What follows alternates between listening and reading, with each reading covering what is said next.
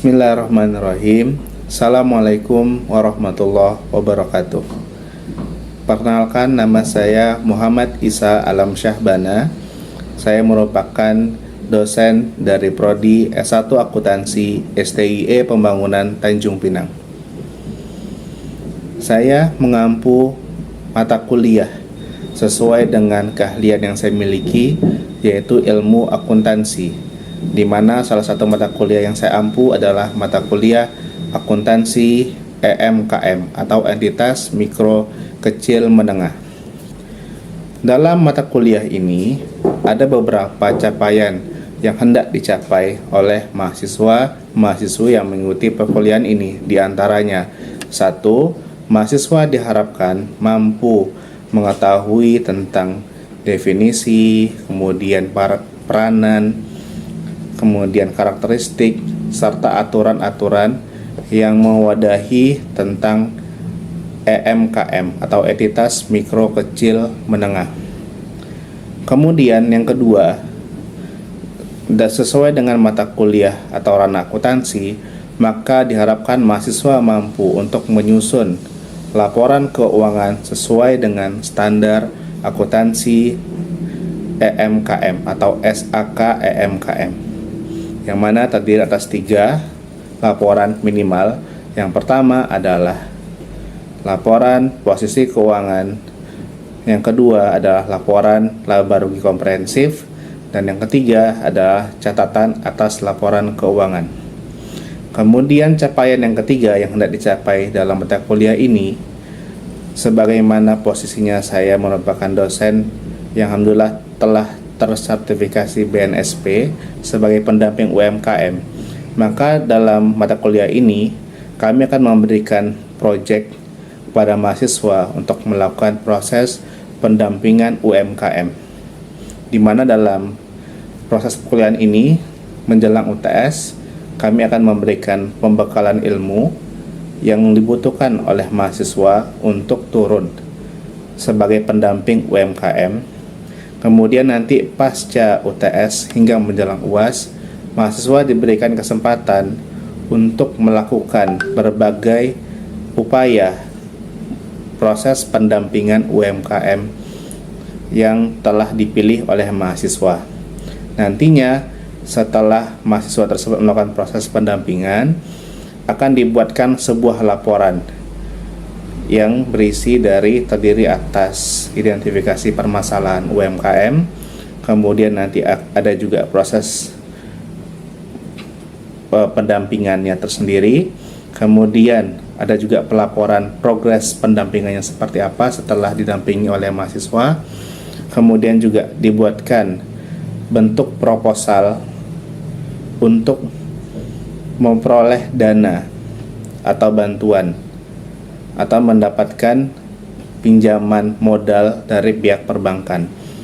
Salah satu permasalahan utama UMKM di Indonesia adalah mereka tidak mampu membuat suatu portofolio sehingga pihak perbankan atau pihak ketiga pemberi dana bersedia untuk membantu para UMKM. Nah, dalam mata kuliah ini pula nanti kita harapkan mahasiswa mampu menyusun untuk membuatkan portofolio dari UMKM yang mereka dampingi agar mereka bisa menjadi dasar untuk pengajuan memperoleh bantuan dari memberi dana. Kemudian ada juga yang lainnya, yaitu tentang teknik coaching yang akan juga diajarkan dalam pembelajaran kali ini. Kemudian untuk mencapai capaian tersebut, maka saya menggunakan beberapa buku referensi. Di antaranya yang pertama yaitu buku SAK EMKM sebagai landasan dan juga acuan bagi mahasiswa dalam penyusunan laporan keuangan yang sesuai dengan standar akuntansi keuangan. Kemudian yang kedua, saya juga menggunakan salah satu buku dengan judul Manajemen UMKM Berkelanjutan. Ini merupakan book chapter yang dibuat oleh saya bersama teman-teman dari kampus lain di mana kami berharap dengan buku yang sudah kami buat ini bisa menjadikan salah satu referensi bagi mahasiswa maupun pelaku UMKM agar bisa membangun UMKM yang berkelanjutan. Kemudian referensi lainnya yang saya gunakan yaitu sesuai dengan standar yang diberikan oleh BNSP terkait bagaimana menjadi seorang pendamping UMKM yang profesional. Kemudian metode yang digunakan dalam pembelajaran ini yaitu metode DIA, yaitu Delivery, Interaction, dan Assessment, yang kemudian saya juga kombinasikan untuk mendukung MBKM, yaitu dengan cara kolaborasi bersama mahasiswa dan membuat suatu project gitu ya, project untuk sebagai pendamping UMKM yang saya berharap nanti pada akhir mata kuliah luarannya berupa paper yang bisa kita publikasikan. Kemudian pembelajaran dilakukan secara tatap muka dalam kelas. Namun dalam video pembelajaran atau video kali ini saya akan menyajikan video dalam bentuk rekaman Zoom gitu. Seperti itu ya. Kemudian saya juga menyajikan dalam bentuk PPT slide yang berisi materi-materi berkaitan dengan mata kuliah yang nanti juga akan saya perkaya dengan pengetahuan-pengetahuan tambahan yang bisa menjadi bahan diskusi bagi mahasiswa. Kemudian untuk menghidupkan suasana di kelas, saya selalu memberikan exercise atau pertanyaan-pertanyaan terbuka kepada mahasiswa yang kemudian setelah mereka memberikan argumentasinya atau jawaban, saya akan memberikan beberapa pertanyaan lanjutan agar tercipta suatu critical thinking dari mahasiswa yang saya ampu. Adapun penilaian dalam mata kuliah ini meliputi 5 hal, yaitu yang pertama adalah tugas individu, yang kedua adalah tugas kelompok seperti yang sedang saya sampaikan tadi tentang proyeknya. Kemudian yang ketiga adalah kuis, yang keempat adalah UTS, dan yang kelima adalah UAS. Mudah-mudahan dengan pelaksanaan mata kuliah ini teman-teman yang mengikuti mata kuliah bisa memahami dan mengenal lebih dekat para pelaku UMKM dan bisa berkontribusi lebih nyata dengan proyek yang diberikan. Baik, berikut adalah salah satu cuplikan mata kuliah yang saya berikan pada mahasiswa. Mudah-mudahan dapat dilihat oleh kita semua dan dapat diikuti dengan baik. Saya tutup dan selamat menyaksikan. Assalamualaikum warahmatullahi wabarakatuh. Bismillahirrahmanirrahim. Assalamualaikum warahmatullahi wabarakatuh. Waalaikumsalam warahmatullahi wabarakatuh. Pada sore hari ini kita akan kuliah ya, kita akan lanjutkan pelajaran kita dalam mata kuliah akuntansi EMKM, entitas mikro, kecil, dan menengah.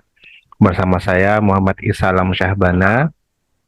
Mudah-mudahan teman-teman sekalian semua bisa ikutin dengan baik, gitu ya. Sebelum dimulai, saya minta tolong untuk seluruh partisipan agar bisa mute seluruh perangkatnya supaya tidak mengganggu saat pemaparan nanti. Oke, seperti biasa, sebelum kita mulai, kita akan doa terlebih dahulu ya. Mudah-mudahan apa yang kita lakukan pada hari ini bisa berjalan dengan baik, gitu ya. Doa mulai. Doa selesai.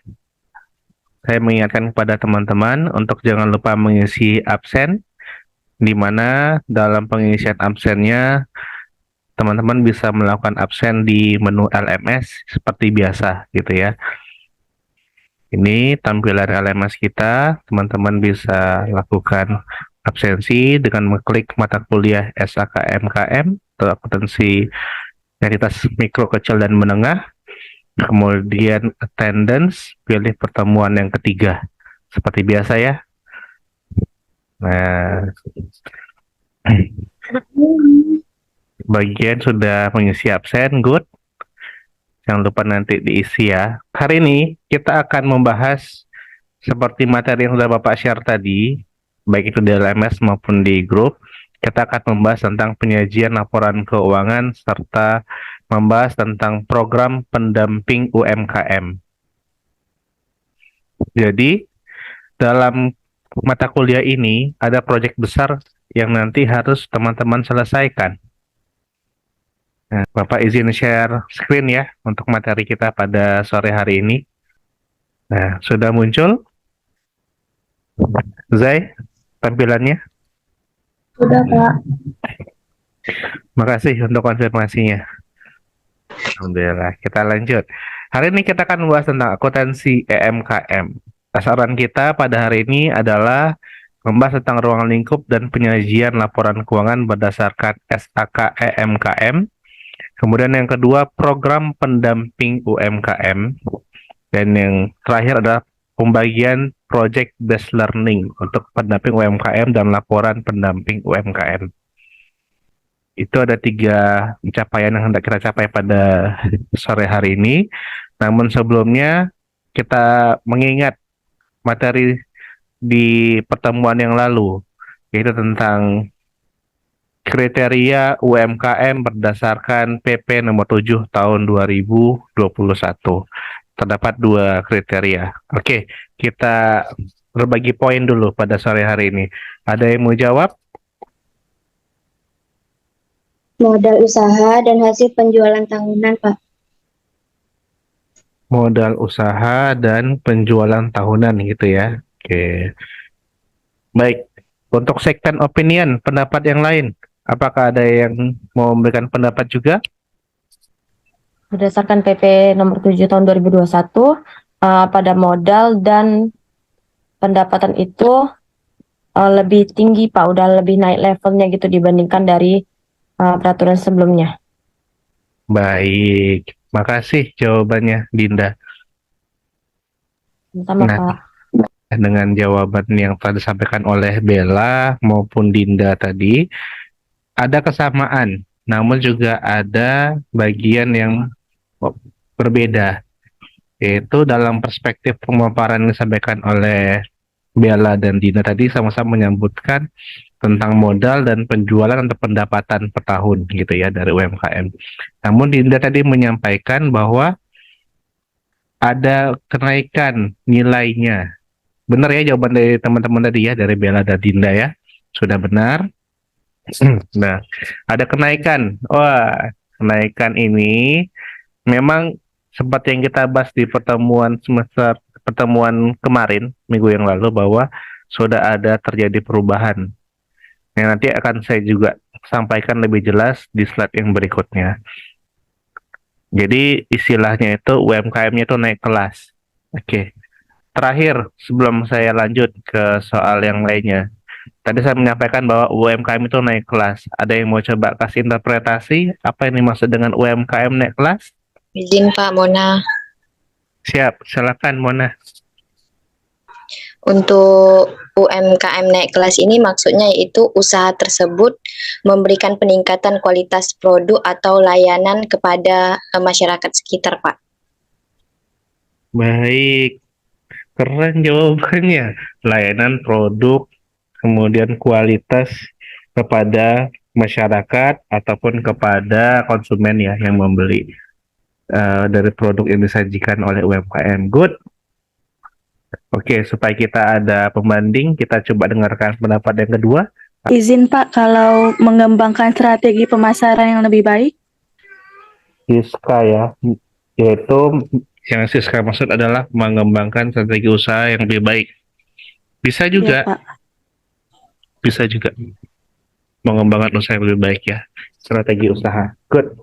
Jadi memang dalam konteks UMKM saat ini, secara aturan itu sudah saya lanjutkan ya, saya tunjukkan biar teman-teman bisa lihat. Nah, ini di aturannya. Jadi secara aturan, pemerintah menaikkan kelas UMKM itu tujuan utamanya adalah menaikkan dari sisi kapasitas modal dan penjualan. Ya kan? Dengan nilai penjualan yang besar, yang contoh mikro 300 juta penjualan per tahun, sedangkan menurut aturan yang terbaru menjadi 2 miliar. Sehingga kita tidak bisa memandang usaha mikro menjadi usaha yang kecil lagi gitu. Tapi itu adalah sebenarnya bagian yang dibuat oleh pemerintah untuk bisa menaikkan taraf UMKM supaya bisa lebih semangat dalam mencari keuntungan, namun juga tetap memperhatikan kualitas produk dan layanan. Seperti tadi yang sudah disampaikan oleh Siska, juga dari teman-teman yang lain tadi, gitu ya. Jadi memang posisinya UMKM sudah naik kelas gitu ya. Kemudian ada proses yang kedua itu tentang 3 jenis laporan keuangan, yaitu tentang ada 3, laporan laporan komprehensif, laporan bersih keuangan, dan CALK gitu ya. Dan ini juga kita bahas di pertemuan yang lalu. Terima kasih untuk partisipasi dari teman-teman sekalian. Sekarang kita lanjut ke materi kita yang pertama tentang ruang lingkup dan penyajian laporan keuangan gitu ya, berdasarkan SAKMKM. Berdasarkan kitab kuning yang kita miliki, yaitu buku SAK EMKM. SAKMKM memiliki maksud dalam bab 1 menyatakan bahwa SAKMKM dimaksudkan untuk digunakan oleh entitas mikro, kecil, dan menengah. Jadi memang kalau ada entitas yang menyatakan ingin menggunakan SAKMKM, dia harus masuk dalam kategori mikro, kecil, atau menengah gitu ya. Kemudian dalam pasal 1.2 dijelaskan bahwa jenis EMKM atau entitas mikro, kecil, menengah itu adalah entitas tanpa akuntabilitas publik yang signifikan. Jadi bahasa akuntabilitas itu, ada yang tahu akuntabilitas? Akuntabilitas reverse to-nya itu dapat dipercaya gitu ya. Kita lanjutkan ya. Jadi salah satu poin penting dari EMKM ini adalah dia suatu bentuk usaha tapi belum memiliki akuntabilitas. Akuntabilitas artinya belum dapat dipercaya, belum memiliki reputasi yang bagus gitu. Karena usahanya masih bersifat kecil, mungkin masih dalam proses pengembangan, masih dalam proses menuju mendapatkan modal, bantuan modal, dan seterusnya. Tapi yang kemudian menjadi tolak ukurnya juga adalah sesuai dengan peraturan undang-undang dan setidak-tidaknya selama 2 tahun berturut-turut. Jadi tolak ukur UMKM nanti, yang teman-teman juga jika ingin menjadikan sebagai objek, harus minimal sudah berusia 2 tahun gitu ya. Kemudian aturan yang lain, tiganya adalah MKM dapat digunakan oleh entitas yang memenuhi definisi dan kriteria di atas dalam menyusun laporan keuangannya, gitu ya.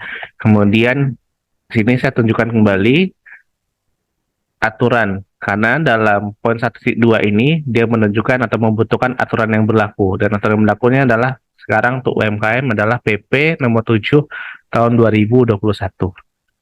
Ya. Penyajian laporan keuangan dalam sistem akuntansi itu meliputi beberapa hal, beberapa aspek. Yang pertama, penyajian wajar. Penyajian wajar itu meliputi beberapa hal.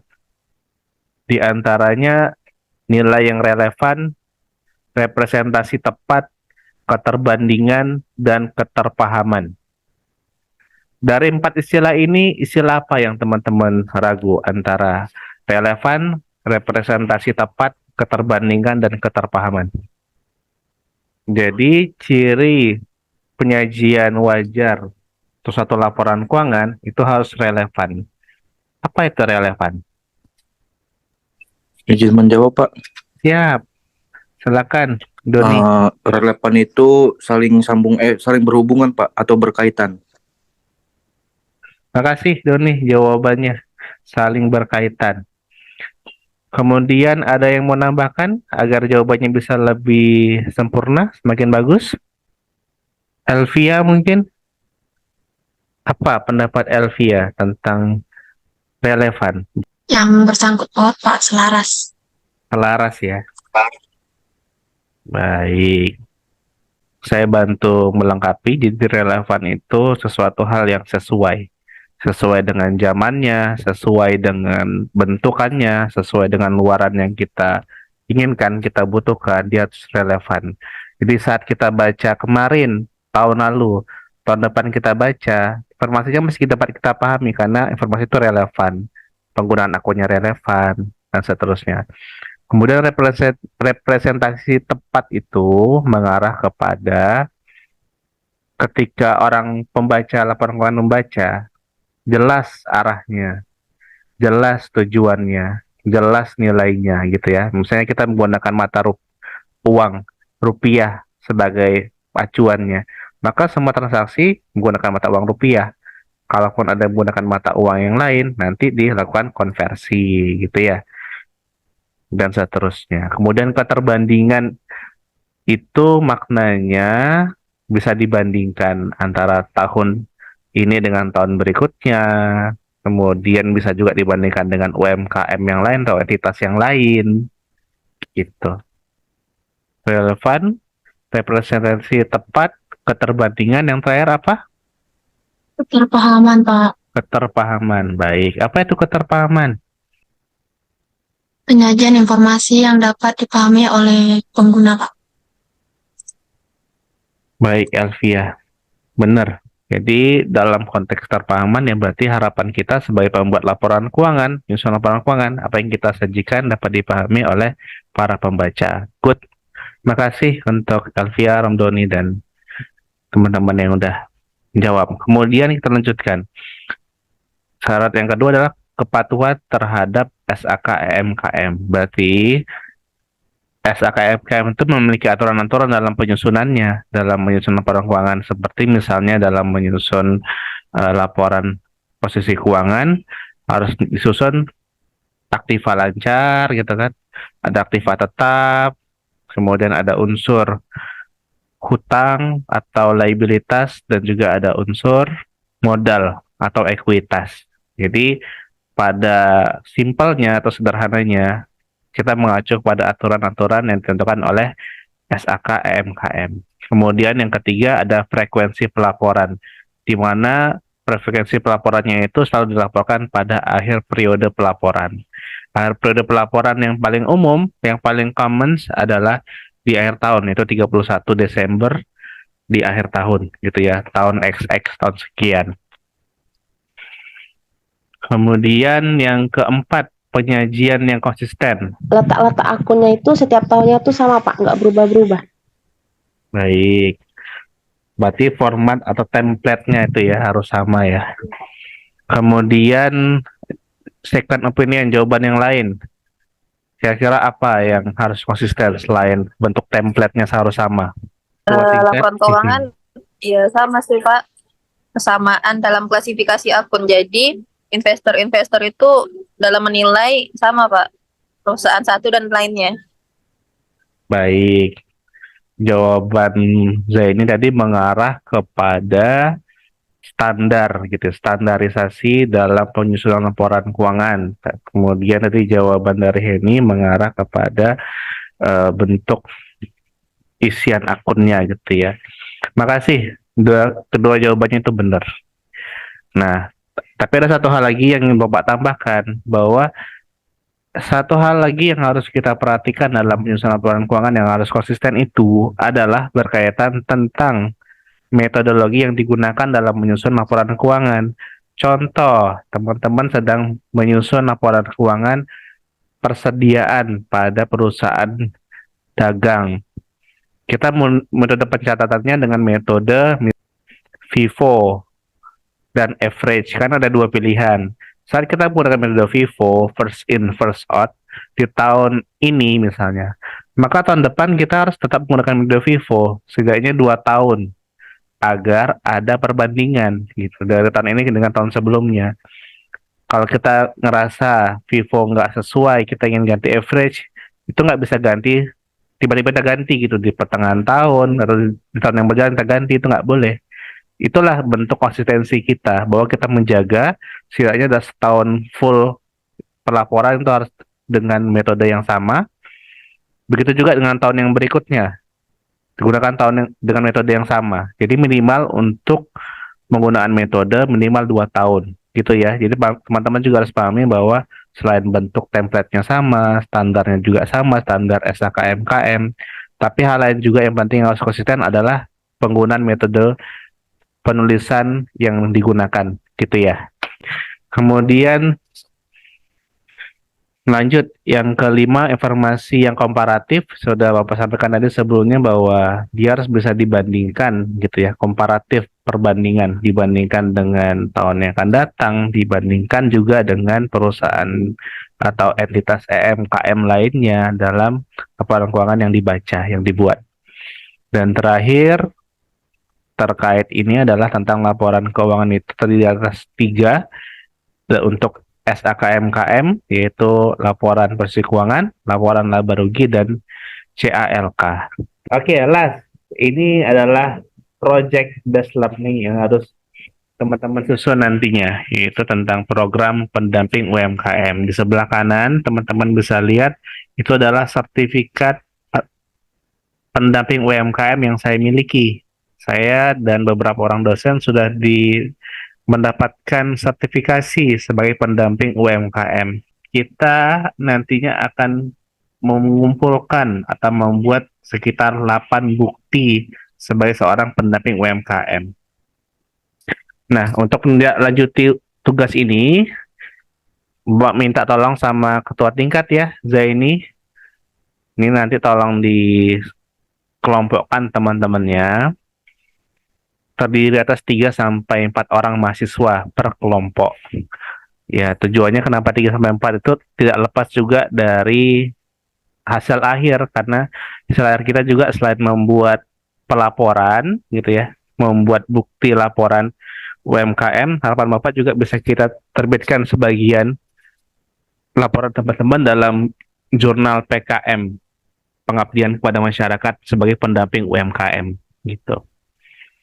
Jadi nanti tugasnya adalah membuat kelompok, kemudian mahasiswa memilih 1 UMKM sebagai proyeknya, kriterianya boleh mikro atau kecil gitu ya. Saya nggak ambil yang menengah, tapi mikro atau kecil Bapak rasa lebih membutuhkan bantuan kita. Kemudian usianya minimal 2 tahun, bergerak di bidang jasa dagang maupun manufaktur, silakan dipilih, dan setiap kelompok tidak boleh memilih UMKM yang sama gitu ya. Ya, bagian yang paling penting dari mata kuliah kita pada sore hari ini bahwa UMKM itu adalah entitas yang sangat besar dan memberikan kontribusi yang cukup signifikan bagi pertumbuhan ekonomi negara kita. Nah, harapan Bapak, teman-teman bisa belajar dengan baik dalam mata kuliah ini, yang kemudian juga kita akan mencoba mengkontribusikan ilmu yang Bapak sampaikan ke teman-teman dengan cara teman-teman melakukan proses pendampingan kepada UMKM yang ada di Kota Tanjung Pinang. Ya. Baik, itu pemaparan kita pada sore hari ini. Waktu kita sepertinya juga sudah hampir habis, dengan mengucapkan alhamdulillah rabbil alamin, kuliah kita sudah selesai pada sore hari ini. Sampai jumpa pada pertemuan yang akan datang. Jadi mohon disiapkan pada pertemuan yang akan datang untuk nama-nama UMKM yang akan dijadikan sebagai objek pendampingan ya. Baik, demikian kuliah kita pada sore hari ini. Makasih banyak atas atensi, perhatian, dan interaksi di antara kita. Bapak akhiri, selamat sore. Assalamualaikum warahmatullahi wabarakatuh.